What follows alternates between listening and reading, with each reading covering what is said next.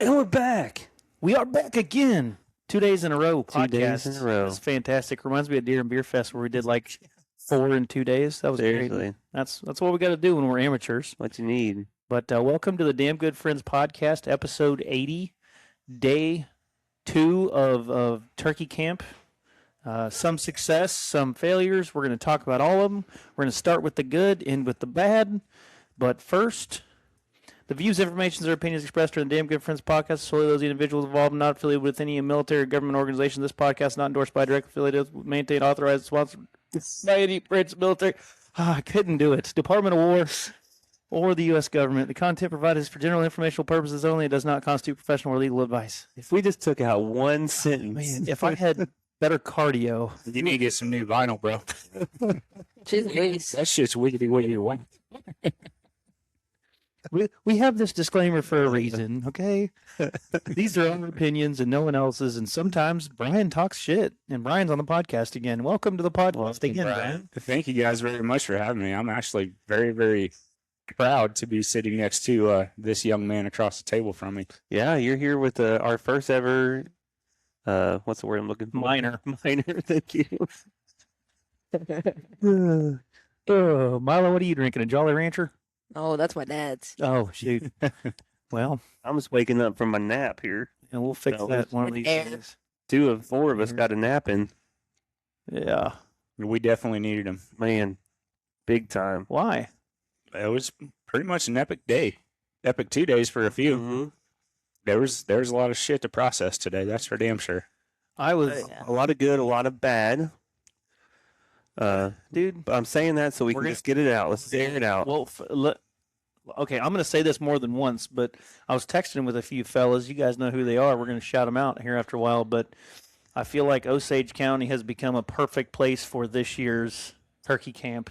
Oh, yes. And we've had open arms from some great landowners and guides and getting us in the right Friends. direction. Damn good good friends. friends helping us out. And so thank you very much, Tom Fick and Art Fick, for hooking us up Yeah. and hanging out with us. Absolutely. We'll Those are play- damn good friends. Yes. Yeah, they hooked us up like tow truck. Yeah. I don't know if they made it to guide status yet, but I'll tell you what. damn close. From our experience today, I will give Tom guide status. Tom showed up and said, "Hey, man," he literally looked at Milo and said, "Hey, I'm not hunting this morning. This is all you. I'm here for you.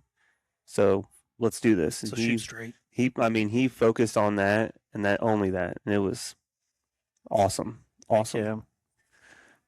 Well, we'll go with the ugly before we Yeah. go with the good. I mean, if you run the numbers here, 5 out of 6 people that were hunting today pulled the trigger. Mhm.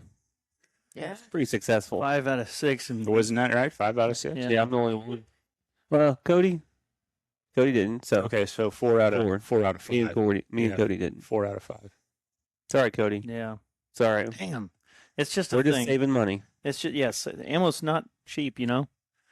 So I, with where me and Bill got to go this morning, I did not have high hopes going in. Me and Milo attempted to put the turkeys to bed the night before, and we didn't really hear much.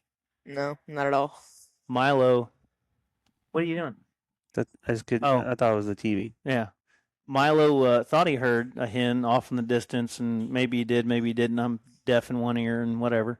But we just left and came back and had some fried gator, and then we did a podcast last night. And me and brother Bill, I left the blind and the decoys out there, so we had a spot to go to, and we just assumed if we heard turkeys, we were going to be able to call them in. And wouldn't you know it, at 6:05, we heard some turkeys. Actually, heard several turkeys gobbling way off in the distance, but we just decided we were going to sit and take some advice from Brian Hopfer and advice we've heard on many, TV shows and YouTube channels and podcasts on turkey tactics. And but luck would not have it that I'm not a turkey hunting guide. There's always mistakes to have been made. I think that's a stretch. I think that's a little too hard. Oh, Lord, have mercy. But those turkeys were a long ways away, and I have to say one good thing about me and Bill this morning is our calling was definitely on point. We didn't overcall. I don't think we undercalled either. I think it was just right. And those turkeys came to us, walked away from us, came to us, and they were back and forth for a while. I assumed there were hens around, but we never saw any hens. And then finally, they were at the base of the hill, and we could tell by how loud their gobbles were. And I'll share some of those short videos of them gobbling on the old socials. But then finally they started coming up the hill, but we could only hear one gobble at a time. So we assumed it was one. And I'm sitting back with my phone trying to video for Bill. And I'm videoing, and they're gobbling coming in. And then finally Bill sees them, and then I see him, and he fans out, and he's coming around a tree. And Bill says there's two of them. So I immediately drop my phone and thinking, all right, I'm going to definitely shoot one then. And about the time I get my gun ready, he's already ready. That turkey dropped its fan, walked out in a big opening. Bill definitely could have shot this turkey, but we talked about it before we headed up the hill that if there was a chance to get two of them, we were going to wait until we had the chance. Well, that was just terrible for us trying to even the odds. Damn it. Both of them just kind of boogied out. And as they were boogieing, they were picking up their speed, and we pulled up and shot, and I think we might have killed a couple of bushes or trees, but we did not kill any turkeys. No turkeys were harmed, though, in that. 0 turkeys were harmed in our at our hunting spot. See, education was had by all. Oh, they were big, beautiful turkeys, but So what's your feedback on that? I've learned something every year hunting out there so far. But I'm pretty sure Brian's told me this before, but you're not a fan of the fanned out decoys as it is, right? You know, I have my own personal opinion on it. Yeah. I know there's quite a few states that are trying to outlaw it, and there's a lot of states out there that have banned it from public, public property or public hunting. And it's I don't mean reaping. I mean having the fanned out decoy. Oh, the fan or whatever. So have the decoy? Right. Yeah. Yeah. I've had numerous bad experiences with those. I've had more often than not the turkeys or the gobbler or whatever the case may be will see it and turn around and tuck tail and run like you don't want to have anything to do with it. Whether it be a Jake decoy or a half fan or a full strut decoy. I've never had a turkey come in and just try and attack it. Like they do in all the videos out there. All the ones you see? Drives me nuts. Well, what it came down to is I think because I walked out where that turkey was fanned out and which way it's facing, and when it dropped its fan, it was in a place where it could see our strutting decoy. I think it either dropped its fan and walked away from that, or maybe the sun was glaring right onto Bill, and his barrel of his gun's fairly shiny. Maybe there was a glare there, but where he was, he could have seen us. He could have ran from that decoy. There was some element there. I'm leaning more toward that decoy, and we talked about it on the way back. I think a fanned out decoy, and just based on most videos that we have seen, it's when they're in the middle of the field and they come to it. So that's probably better for a field, not in the woods like we were sitting. Yeah. What do you think? I mean, I can see that point of view. I would say like you guys' cover was good. Like you had your blind and everything set up out there. I watched a couple of videos. Your cover was good. And man, who knows? It depends from turkey to turkeys. I mean, they have a freaking pea-sized brain, and how they can outsmart us, I have no idea. But they do, and they make us feel very human. But I just, whenever it comes to decoys in the woods, I think half the time they don't even see the decoys because they are in the woods, and unless you have one that like spins or turns or you can shake or whatever to get their attention, a lot of times I don't even think they see the decoys in the woods. I think, honestly, if we wouldn't have had decoys, maybe they would have just been looking around for the decoys more. Yeah, they would have been better looking for that sound. Where is that coming from? And they probably would have been right in our lap. But, I mean, Well, who knows? Nevertheless, after we shot, we both stood up, and I just looking around in the woods like a kid that just lost his birthday. And I was fucking upset. Like your whole birthday just got taken away. Dude, Like, someone said I year, could, year. yep, it was my party and I can cry if I want to, and I did. And Bill was the best partner because he was trying to cheer me up, but I kept saying, Bill, just let me fucking pout for a minute. Because Yeah. it was such a perfect hunt to be able to call them turkeys from as far away as they were in the woods over to us. And it should have happened. We should have had 4 birds on the ground today. And fuck, it still sucks. I mean, we got 2, so that's good. Yeah, I mean, two. Thanks, Milo. That's a Two- good positive statement. Who's better? For sure. For sure. Yeah. It's better than none. I'm going to fight you, Think kid. about it. Hey, Fight you. I'm just saying. I'm just kidding. I'm really least- happy for you. At least he has a positive attitude, right? He Yeah. does. He does. What? Yeah, we should have 5 birds on the ground. Thank you. Cody- Good point, Cody. Cody, honestly, me and him should have our own podcast where we just kind of hug and cry a little and sulk in our failure and shooting. In episode 81, the Serenade of Suck. Oh, it was awful. But you know what? I really wanted to just get that out of the way because I think me and Bill did learn something from it, and we're gonna go back out there and try again in the morning. Now, with saying that, going back to the same spot, we moved the blind and the decoys to a different spot where we could see better coming up the hill, where I've seen lots of turkeys come from. What do you think about going back to the same spot you shot twice in? I mean, I think it would be just fine, but I wouldn't go out there and call or anything. I just sit down and listen and see what is out there first. Wait for that sun to come up and wait for those birds to get on the ground to see how the turkeys are going to act. Yeah. Mm-hmm. And then once you know what they're doing, if they're, silent or whatever, you can make a couple of calls or whatever. Just see what the turkeys are going to do first before you go up there and try and call to them. I don't know if they remember it or not. Mm-hmm. They may not even roost in the same area. Who knows? Well, I agree with that. If they I'm not expecting them to roost in that area, but like this morning, if we hadn't called, they roosted way away from us. Mm-hmm. I don't expect they would have come that way if we didn't call. But they were vocal birds, right? Yes. Yeah. They gobbled on their own. We waited a little while until we could kind of pinpoint their location. Then we called, but they didn't respond to all of our calls. Yeah. We figured out after a while they were responding to the higher pitched calls that we were making. Yeah. Yeah, so it was the same with me. I have noticed over the course of the last 2 days, and hunting around this area, I've only seen one flock or one set of gobblers that actually has hens with them. Everything else that we were on or that we were hunting did not have any hens with them. And those turkeys act totally differently whenever they're by themselves or they don't have hens. Yeah. Huh. Well, those two didn't have any hens around them. Yeah, so they're more apt to work the calling. But yeah, I've noticed that also. The higher pitch or the raspier you can get, mm-hmm. the sluttier you can get with that call, the better they're gonna come. I knew a girl like that. I would agree with that. That's a lot how the calling was going this morning for us as well. Oh yeah. God Lord. Well, before we get to the championship round, which is you guys, yesterday, tell us about your first hunt with Art Fick, Brian.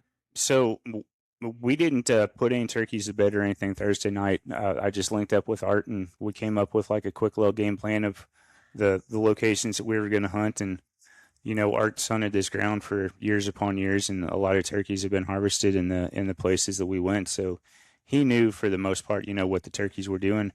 But we got out there yesterday morning and it just got done raining. It was cloudy. There was still thunder. But the turkeys didn't gobble to the thunder, and we actually didn't hear the first gobble yesterday morning. And I think it was 6:40 whenever they first started gobbling. Wow.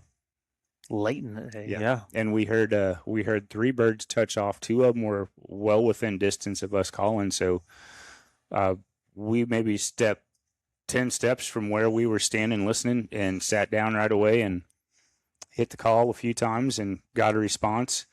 And I try not to overcall either, but I'm definitely not gonna undercall.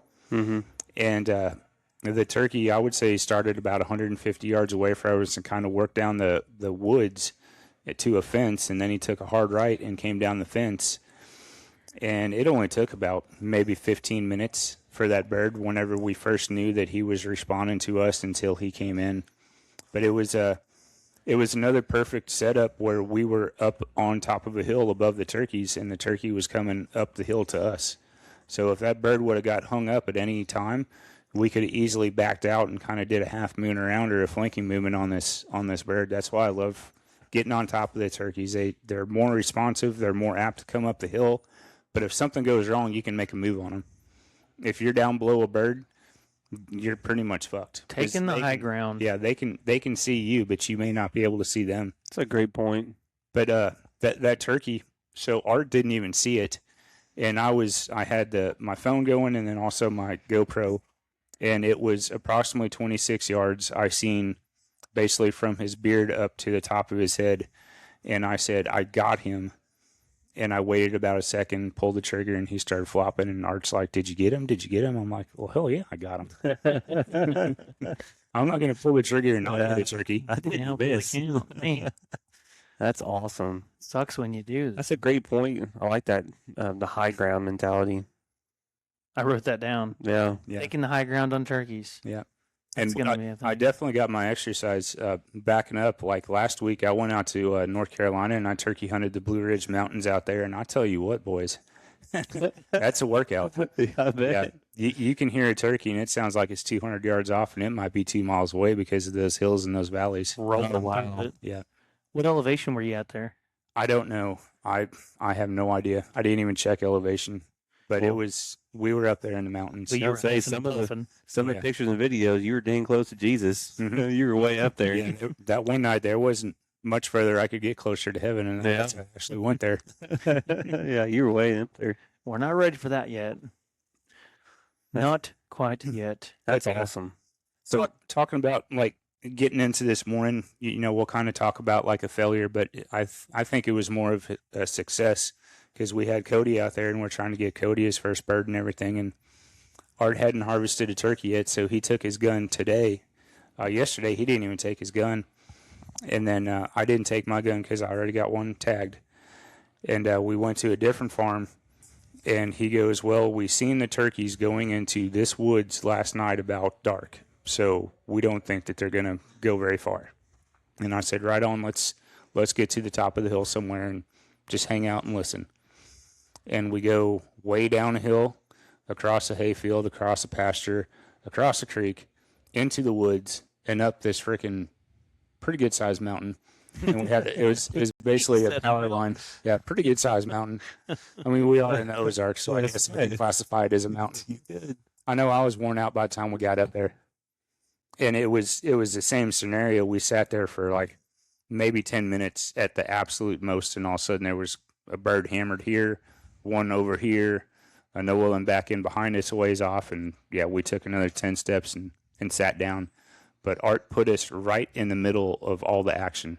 We had hens clucking in the trees behind us. I don't know how many hens there were. Like, there was 2 or 3 of them. And I was just trying to simulate what they were doing in the tree. You know, it was just soft purrs and yelps until they flew down. And then out of the corner of my eye, I see something out in the field, and the sun hasn't even, like, broke the horizon yet. Like, it's like you can still see fog and everything out across the field. And there's this turkey out there. And it kind of walks around a little bit, and I'm like, holy shit, that thing's got a beard. But it's putting. And the more I think about it, he was like alarm putting off of something. So I don't know if it was the calling or what, but he dropped down out of this tree behind us somewhere. And it was probably 40 yards away from me. Come to find out, it was a gobbler that was out there just putting. And he was quiet the whole time. Real long rope on him. I'd say probably at least 10-inch rope or whatever. And he just kind of meandered off. And the gobbler down below, we figured out, okay, well, there's 2 of them down there in the woods. And they were responding to the call. Again, I didn't do too much. At first, they responded, and then they wouldn't respond to the call. So I figured, okay, well, it's time for me to shut up. They know that these birds are up here. They've been listening to hens cluck in the tree all morning. They will come up here eventually. And if they don't, we can make a freaking tactical move on them and get to their level. Anyways, I happen to look over to my right shoulder again, and here's 5 more turkeys walking into the field, right where that gobbler came from. And I look over, and they're all jakes. Yeah, there was 5 jakes that walked by it. I would say probably 25 yards from me. Wow. Yeah, it was pretty neat. That's freaking awesome. And they seen the decoy, but they didn't want to have anything to do with the decoy, and they weren't really responding to the call or anything. They were just like, you know, moving through the area. Well, all of this took place while we were sitting there. I'd say it was probably about an hour and a half before the gobblers actually broke the wood line. And that was probably the most emotionally draining morning in the turkey woods that I've ever had. Like, I was trying to throw the kitchen sink at these birds to get them to break the tree line, and they were not coming out. Like, they were hung up at like 60 to 70 yards and just gobble, double gobble, respond to call, cut my call off sometimes, not respond to the call, gobble on their own. They were just all over the place. Man. And Art and Cody decided, hey, if there's more than one, we're going to try and double up on these birds also. I was trying to record, like I thought that these birds were going to break the wood line at any time. Like any given second, we're going to see one or two, however many redheads pop out of the woods into the field. And it didn't happen for like a freaking hour or possibly longer. Huh. And whenever it finally did, I didn't see the birds, but I seen Cody's gun barrel turn from left to right about 15 degrees, and I heard his safety click off. Well, I'm like totally out of freaking storage on my GoPro, so I can't freaking Loaded. And like I don't even know what I'm doing with my phone anymore. Like my arm's going freaking numb from holding my phone up waiting for these turkeys to come out. So I didn't even get it on video or anything, but it don't matter. You know, it's etched in my memory. Yeah. But those birds broke the tree line, and I see Cody's gun switch, and I heard the safety click off, and Art goes, kill him, Cody, kill him. And nothing happens, and all of a sudden I see a red head just dart, and then Art shoots, and I see two other turkeys fly off. I'm like, God damn, I hope we got one of those sons of bitches. Yeah. But man, I think the bird that Art shot, I'd say it was probably a 3 or 4 year old bird, and he had hooks on him that he hung off a tree. So it sucks for Cody, but I will say that there ain't nothing else that could have happened this morning to make that like the best freaking morning in the turkey woods ever, unless we had a gobbler right in front of us strutting and gobbling. Right. That we could visually see. Man. Damn. So I think it's interesting, and we talked about this on our drive today, me and Corey, but him and Bill had the same kind of strategy or thought as Art and Cody did. Hey, we're going to try to double up on birds if there's two of them. I almost think that shot them both groups in the foot, because your mind gets so focused on if two turkeys are out here, we're shooting at two turkeys. I'm not saying that always happens, but it could happen, right? And it happened today. And it happened today, and I think we were chatting about that. Like, it's almost maybe the strategy as we move forward, if we get group hunting again like this opportunity, it's more of a, hey, we're shooting a fucking turkey. Uh-huh. Yeah. Pull the trigger. Like, there will be some kind of a signal if we can get the opportunity for a double, but until that moment, we are guaranteed someone's shooting. Yep. So if you see him, shoot him. Yeah. And because I think we, as badass as it would have been for both teams to get doubles, it kind of hurt at the end of the day because it lost 3 birds potentially. Sure. I think it also, the situation is going to dictate how it's going to go. Sure. Absolutely. Like, if they're moving in nice and slow, they don't look like they're going to spook, and there's 2 of them, and you can play it, then I would play it still. Yeah. Then you make that call, like, make that decision then. I'm sure Cody thought he was playing it right, Cody? Like, you think, and then you really thought too much, just like me and Bill did. Yeah. And those birds this morning, like, they spooked off of something also, and I have no idea what, because as soon as they broke that tree line and they were in the field, it was like they were getting the hell out of Dodge. Yeah. And we did not have a strut or anything. We had one hen. What are they out there. scared of? Flies. Oh, God dang. Cody said their own fucking shadow. That's true. These stupid birds. Did you just use the word dictate? Dictator? Is that the big word of the day, is dictate? Did I say dictate? You did. What'd I say it about? The situation dictates. Situation could dictate it, yeah. Yeah, I did. How did your situation dictate this morning? I felt like it was a dictate. God dang. It dictated that I'm extremely amateur at almost everything I do, including turkey hunting. Man, you say that, but you all did what 90% of the people out there who can't do, and you got them to respond to calls, come in on calls. That's half the battle, man. Like, reading through the Facebook messages or comments yesterday on the question we had on the Facebook page, most of the people, the intelligent turkey hunters that kill them every year, patience, don't call too much, stay put. Yeah. Are the things that a lot of them are saying, and I'm aligning with that. Yeah. I think we did a good job of that yesterday. absolutely. You had all the ingredients. The end execution wasn't what you wanted, but man, that's hunting. Next time, I'm going to put my knife in my teeth. I'm chasing them down.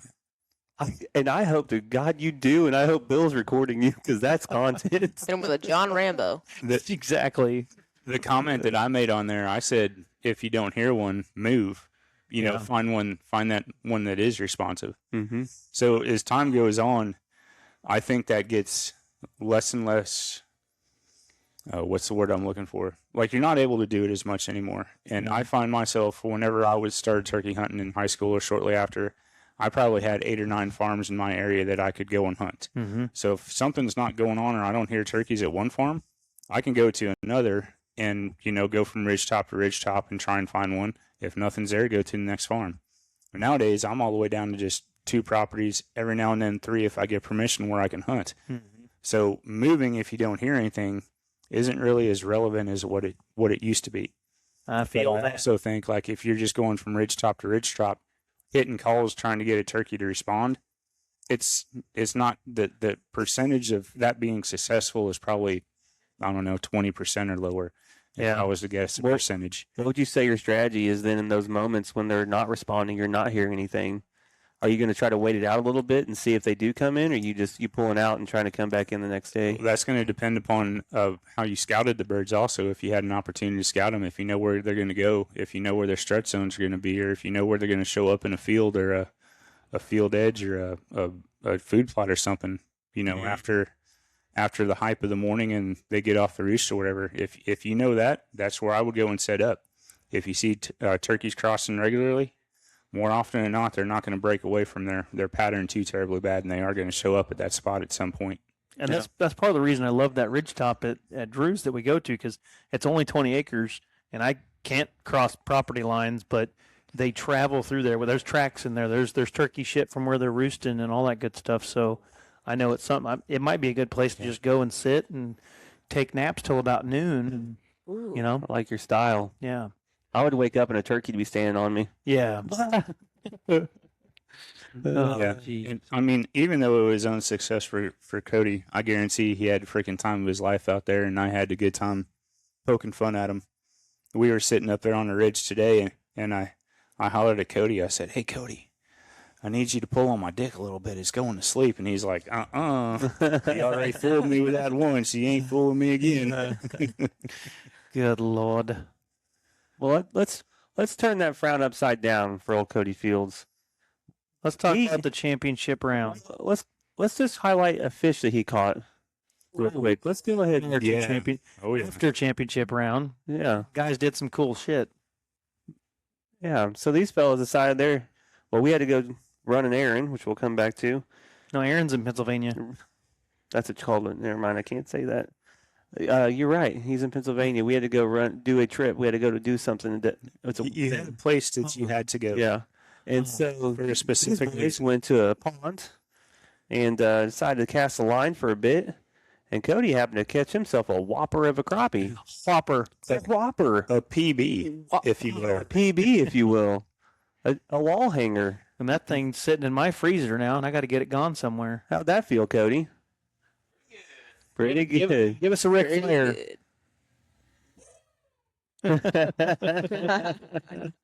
There he goes. Yeah, we all agreed we'll sit there all day long with ultralights in our hands, catching panfish and big old crappies. Mm-hmm. How many crappie did y'all clean?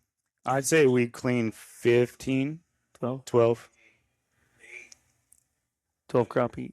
8 red ear, green ear, sunfish, not perch. Speaking of red ear, we saw there were some big red ears caught too. The biggest red ear I ever seen, Milo caught. Yeah. Dang, did you clean that thing? No, I didn't clean it. Why not?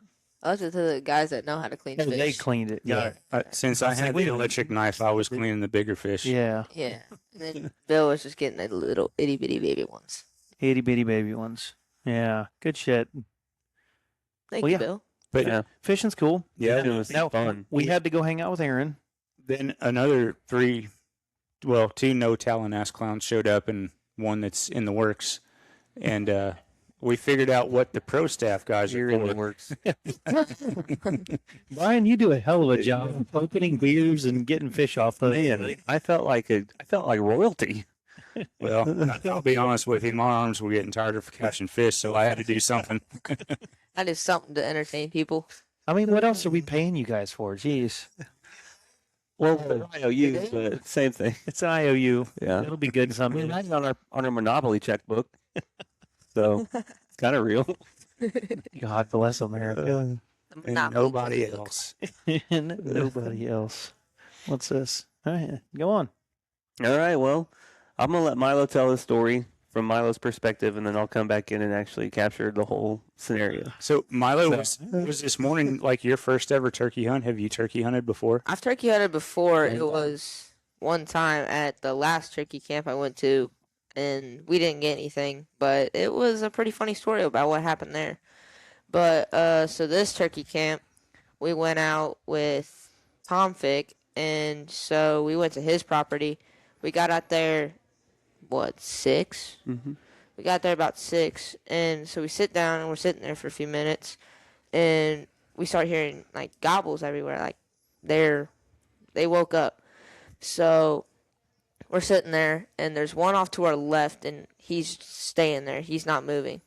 And then we hear 2 behind us. So after a while, we decide to get up and move so we can try to get around on the one that was on our left. So we move, and the next place we go sit at. So I'm sitting, and there's 2 trees in front of me, and there's a gap in between them. So Tom comes down the hill. He's storming down the hill, and I see him pop up in that gap. If I was where my dad was sitting, he was sitting to my left, and he could see around those trees. If I had sat where he was sitting, I would have had a crystal clear shot at it. But so he gets spooked, and he runs the opposite way. So then we get up, and we move to a different spot. We're sitting there listening, and eventually we decide to go, and we find this giant knockdown tree. So we're sitting there, and Tom's calling, and he gets them to come up.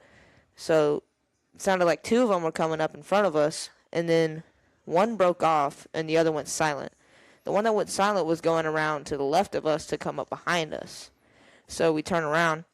So he was pulling the old Mohican sneaking on you. Yeah. So Yeah, I don't know what that Yeah. means, but yes. I had no clue what that means. So I'm sitting next to my dad, and he comes strutting, and I can't see him. I have stuff in my way, so I hear my dad. He's like, he's strutting, he's big. So he starts getting closer to where I'm sitting, and he says, all right, look between those 3 trees. He's going to come out from behind those. So I'm sitting there, and I'm waiting, and he said, I'll tell you when to shoot. He comes out from behind those 3 trees. He says, shoot. So I shoot, and I hit it, and all I see is it just go flying and flop. It was cool. It was. Can't stop the flop. And what kind of gun were you shooting? I was a Remington 870. Hell yeah. That's what I'm talking about. Somebody else killed their first turkey with that gun. With a gun like that. That little bitty Coriolis killed one with an 870 back in the old day. Yeah. No, Good old days. it was awesome. How did it feel to like listen to them like a goblin sound? So cool. I've never heard that before, and that was a good first experience. Yeah. Were they close enough that whenever they gobbled, it almost felt like the ground was shaking? Yeah. Like you could almost feel it in your chest? Yeah, it was pretty cool. I enjoyed it. The first time they fired off and we were sitting there, he like looked back because I'm sitting behind him in that first sit, and he was like, you know, with those big eyes. I'm like, oh, Fucking dinosaurs, I'm man. like, they're close, dude. I was like shocked. I've never heard that Yeah. before, and they were a bunch of them. I'll tell you, he did really good at. I think we'll take some beers, guys. Okay. Yeah. Yeah. Thank you. Thank you. So there was a whole tassel of turkeys out there the first set. And it was also, and just as you were talking about with Ard, Tom knows his property. He knows where they're at. I mean, we beeline for the certain pasture, the certain spot. He stopped on the wood line, and he hit one call. I mean, they're just going off, and we're like, Dude, I instantly was like, man, we're in them. Like, There's something to be said about these guys that I mean they've hunted and lived on this land for years and years and years. I mean they probably could go out there and set a blind up, kind of like me talking about hunting on the ridgetop. They could set a blind up just knowing that they sometimes roost here and sometimes travel here, and they're expecting to see them. I mean, it's to the freaking point where Tom great. was even like, he said, now I've been on these guys for a couple years, and they don't respond well to certain calls, so I'm going to change some things up today. And he knew what to go with. Probably why he was getting a little frustrated, because what typically has been working, like you were saying, wasn't working.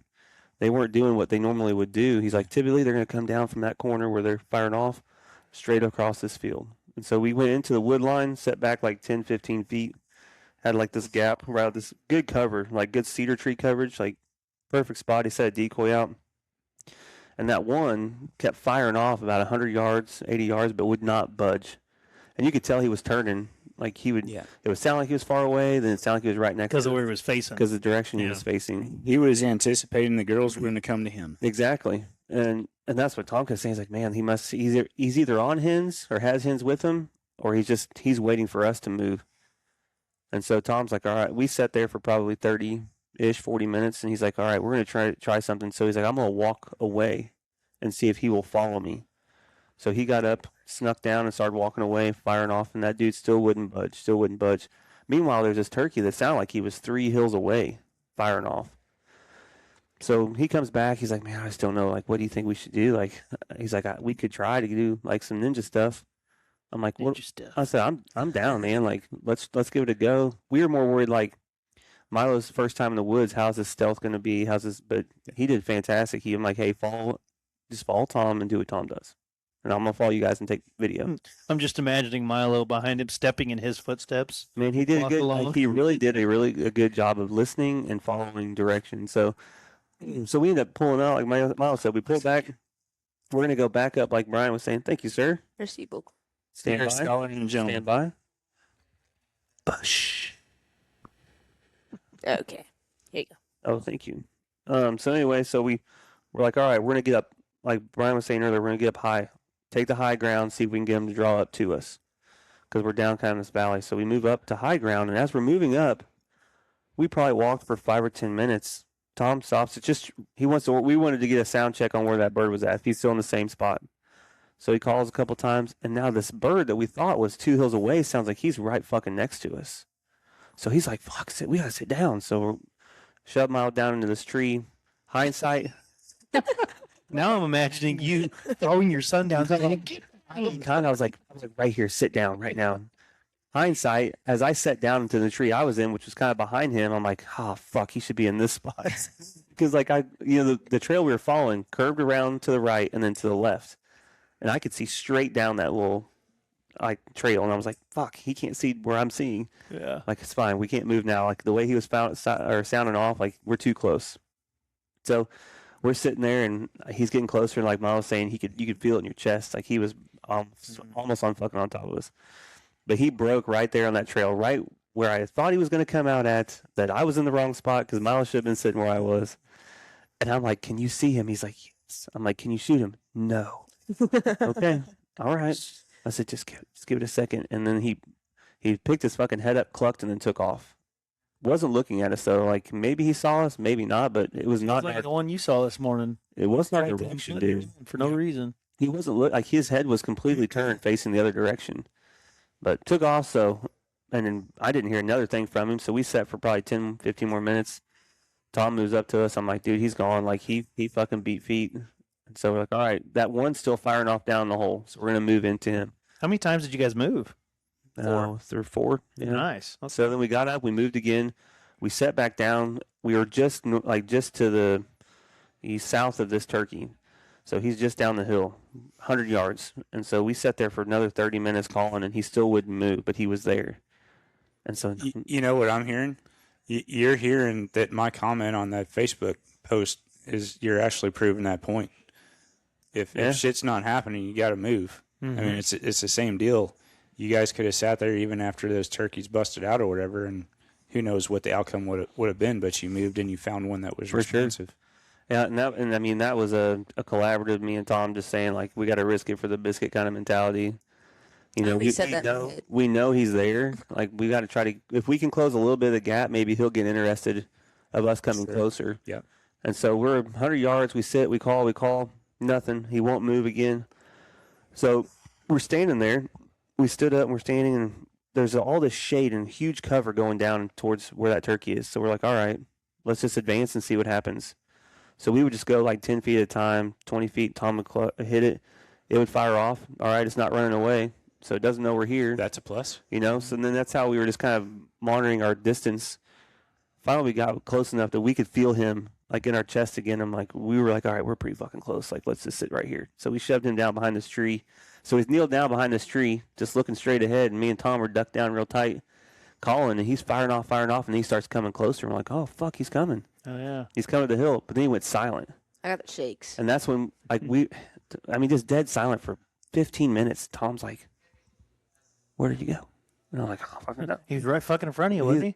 But like Brian was saying earlier today too, they were not responding like normal. Like there was no consistency. He would talk over us. He would not respond to us. Then he would respond to us a bunch, and there's no consistency to it. Normally, if those turkeys, if their gobble cuts your call off, they want to go home with you in the back of your truck. Yeah, Exactly. Majority of the time. he did it all morning, but it was so inconsistent. And I like it when they're in the back of the truck. So 15 minutes, and so then he hits it one more time, and now that dude's like still super close, but he's behind us, like almost trying to circle around us to see if he can get a better advantage, more vision. No, wait, they don't smell. So we literally, me and Tom spin around. They taste I grab Milo and I shove him down next to me, and I'm holding him up with my arm because that tree, the way it was sitting, he was like falling into the hole. So I've got my arm propped up like this, holding him. And I'm like, he's going to come. And then about that time, he starts strutting. And, oh, man, it was the most beautiful thing, dude. 30, 40 yards from us, strutting in the woods. So the bird was in the woods. Mm-hmm. He circled out of the field area and came up into the woods behind us. Bokies in the woods. On top of the hill. That was Charlie in the trees. The And trees. you took him out. Charlie in the bush, and you took him out. So we're sitting there. And so I'm like, I've got this phone. I'm trying to take video. So I'm holding the phone like this. I'm holding on to Milo. And I'm stuck here, and I'm like, I want to talk to him so I can kind of coach him into what's probably going to happen, but I'm not close enough. So then that turkey he's stomping and he's puffing up, but he won't move. And Tom he's like he would just barely nick it because he knows where we're at. Like he's pretty much pinpointed us at that point. And so he's like, I can't do it anymore. And I'm like, I know. Like, see how it play out, you know. Well, he turned and he started coming down to our right. Well, Milo's originally he's set up facing kind of to my right, and I'm like, don't move. He's going to come in front of he will move right into front of your gun. Okay. And he's like, you could feel him trembling. I could feel it. So I'm holding on to it. The police were rattling. I could feel his breath start. And I was like, it's okay. Like, take a breath. He's like, okay. And like, do you see him? No, I still can't see him, Dad. I don't see him. He's going to come out from behind those 3 trees, and you've got to shoot him. Okay. And I hear, there he is, shoot him. Boom. And his eyes are like, it was me and Tom were like, woo. At first, I thought I missed him because he went like up. I was like, oh. No, man, he smoked him. It was awesome. It was awesome. Can't stop the flop. Man. How did you feel, Milo? I'm sore. That is still good. You felt it? Yeah. He felt it after. So I told him I gave him my gun to use and not his 20 gauge because I'm like, dude, you're gonna hit it with a big gun. You're gonna knock him down. He's like, okay. He's like, is it gonna hurt? I said, don't worry about it. You won't even notice. And he didn't until after, and we were walking towards the turkey. He's like, damn, my shoulder. Like, yeah. Oh, shit, yeah. I wasn't worried about it in the moment, son. No. You had that strut fever going on. Oh, man. Feel it till after. I tell you what, as a dad, how appreciative I was of Tom to just dedicate his time and his Saturday morning for that. And his land. Like when we got there, Tom looked at Milo and said, hey, man, this gun I'm taking out here is his backup. Like, I'm here for you. This is your hunt this morning. Like, we're getting you a turkey. And, like, he just selflessly gave that time for us. And he was putting in the work. I mean, he was bouncing around and calling, and he was all about it. And he was just as excited as I was when he shot it. Man, he was fired up. It was freaking special. They had the exact same reaction. We were like, what? We were high-fiving each other. It was awesome. It was freaking cool. Not I care if anything else was around us. Just happy to go. Didn't need to kill anything else. Man, it was a rush for sure. So yeah. And I think it's cool. And so it's ended up bearded. Yep, ended up having 4 beards. That's what I was gonna say. Milo, what tells details of it now? Oh. What else did we do? Well, so we weighed it. It weighed 20 pounds. Before that, standing in the driveway. Standing in the driveway. Yeah. What did we have to decide? What kind of discussion took place? We had to decide how we were gonna mount it. Yeah. And we ended up settling on a full body mount. Yeah. So that's gonna be cool. Yeah. Your dad's real happy about it. Yeah, I am. Totally. I very honestly, I was fighting some financial demons in my brain, and mostly because we've got a wedding we're paying for, and there's things happening. And then Corey just looked at me and said, "Just fucking do it." I'm like, I'm not gonna lie. Alright. I was trying to be a little bit of a bully. Like, hey, your son's got a turkey with 4 beards. I'm greatly appreciative of it, honestly. Like hindsight, it was the right choice, Yeah. hands down. And that may not ever happen again Yeah. in his lifetime. Have you shot multiple beards? I've shot a multiple beard turkey, but never. I think I've shot a couple of double beards, but that's it. Like Yeah. I've never shot a triple, and I don't even know if I've seen a quad beard. So We actually figured out that someone else also shot a quad bearded turkey today. Yeah, someone up in Macon that Macon Cody County, knows. Yep. That was But pretty yeah, cool. it was. So we had. That's where we were going. That was the errand that we were running. Yeah, we were running errands. We ran to the taxidermist and dropped him off, and we got a awesome taxidermist who works really well with us, and he's a DGF. And Oh wait, but before all of that, there's a new like tradition going all over social media that we have partaked in now. yes, this is Starting- true. partaked, Partaked in. Partaken. partooken, Partaken. Partaked, Partooked. partitioned. partooked. I like that. Partaken. Taken over. Yeah, we Anyways, Brian participated in Brian shotgunned his beer. Milo shotgunned his Soda. Mountain Dew. sody pop. And then Aaron Nurser commented that Milo actually shotguns better than I do. I'm fine with that. And then we kind of bullied Art into doing it too. Yeah, He spilled beer all over my truck. I was surprised Very that, good. that was a soda.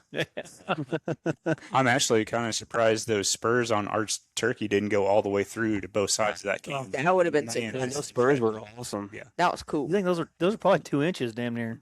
Almost. Yeah. Like, Yeah, right at it. Yeah. Miles ended up being an inch and a quarter. Inch and a quarter. Yeah.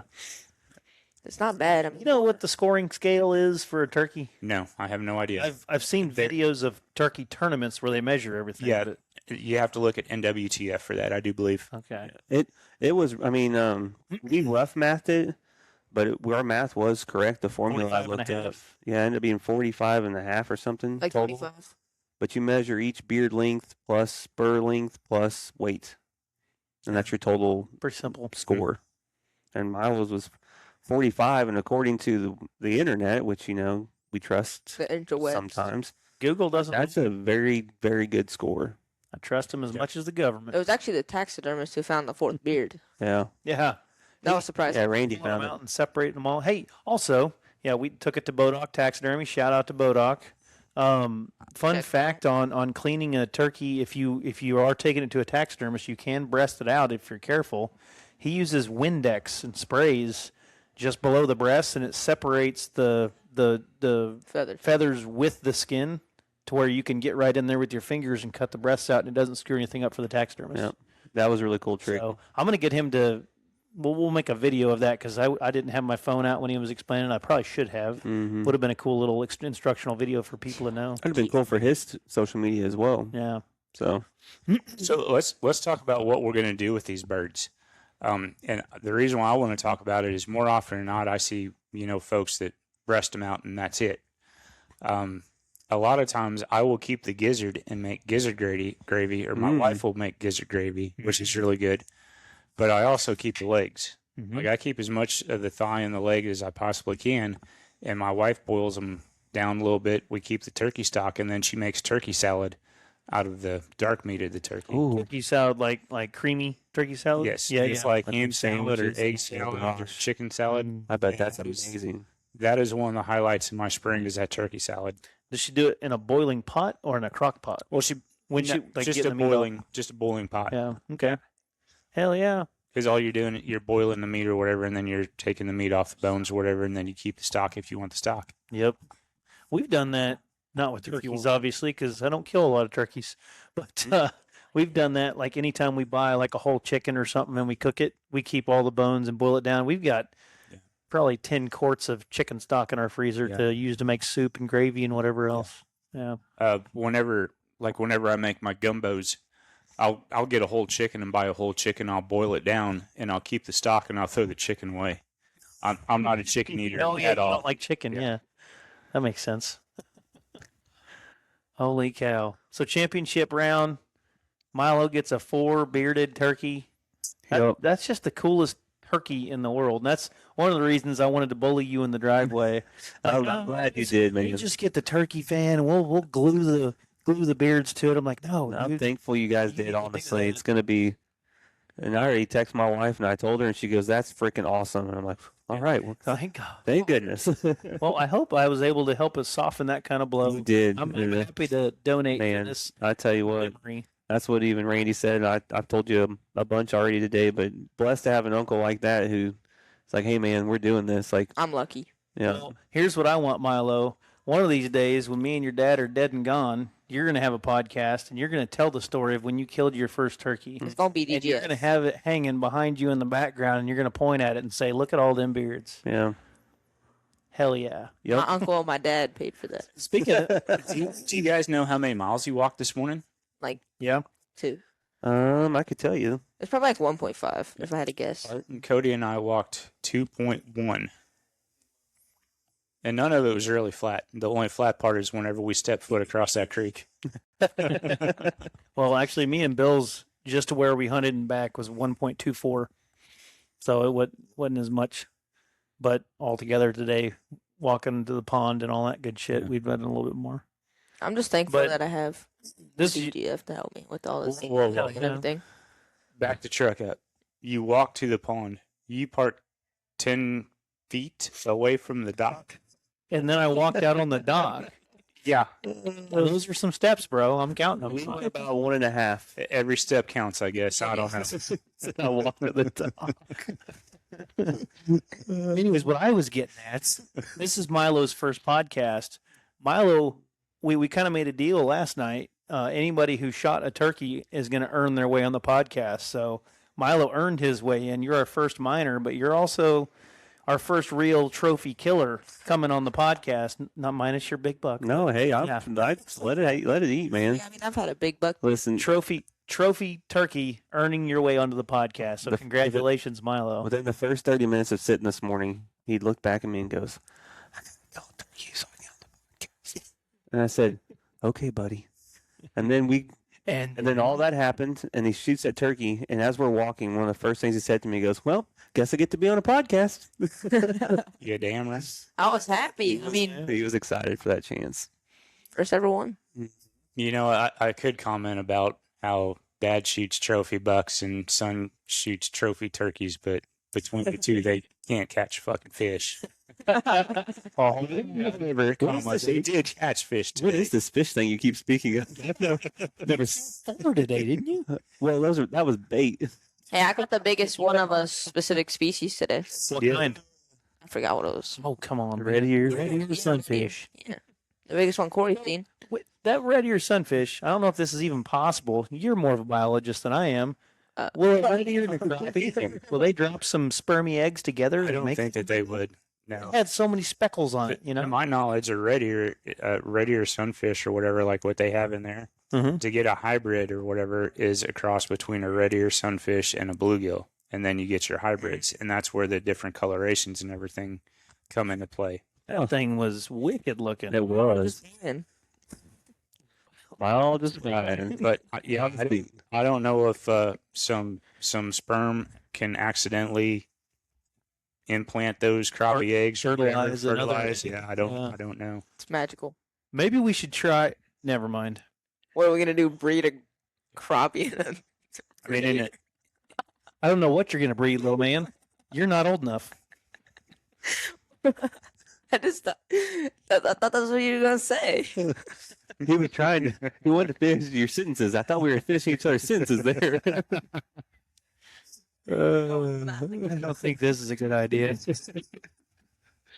Holy cow. That was not the case whatsoever. Well, I'm really happy about turkey camp.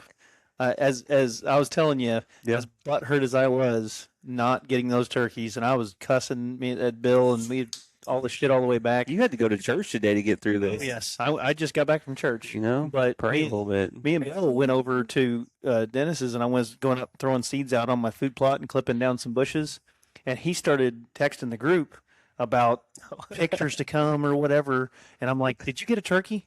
Did Milo get a turkey? Just tell me if you got a fucking. I want something. I wanted some good fucking news." yeah, the turkey, the message that we got, it was like, booming gobblers or something. So we were under the impression that there was multiple birds down. Like you guys doubled up or something. I'm like, holy shit. Yeah. Well, These boys fucking doubled up. Hell yeah. my signal was extremely poor there, and so that first message came in way later than it was supposed to. And then I got finally some signal because my phone died. I took too many videos this morning.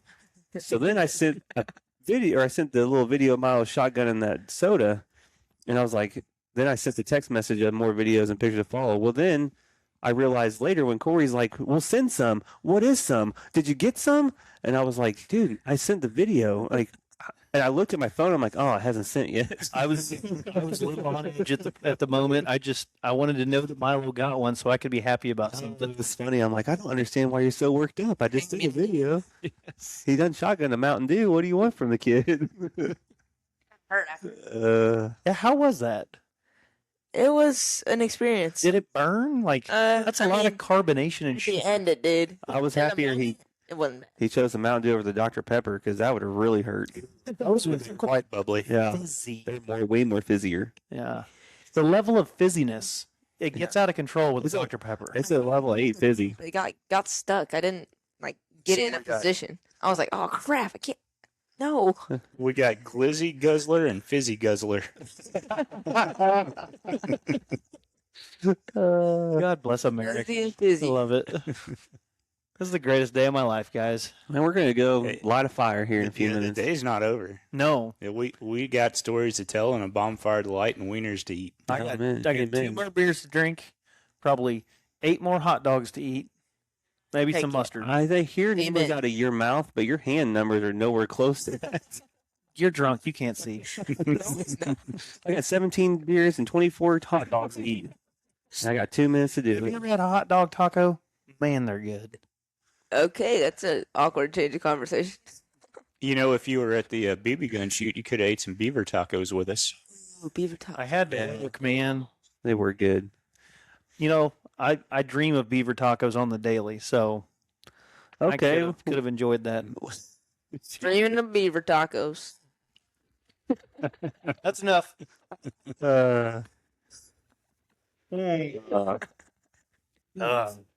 We're not editing that out. No. We're leaving that in there. This is that moment while you're sitting next to me for a reason. He knows not what he does. That's not what he says. He listens to us too much. Shit, this is the best mentorship a kid could ever ask for. God bless that. That day when he's a man, he's going to hang out with some buddies and they're not going to know what life really is. He's Yeah. like, boys, let me tell you. He's gonna be like, man, you guys fucking suck. Back in the day, Your all stories suck. My dad and his best friends, they are I badass. used to kill gobblers and shotgun Mountain Dews off the back of the turkey spur. Fuck yeah. My goodness. I love this life. Man, it's a good one. Hey, we're not just here to work and pay taxes. We're here to make memories with damn good friends. Yep. Fucking love it. Good job, Milo.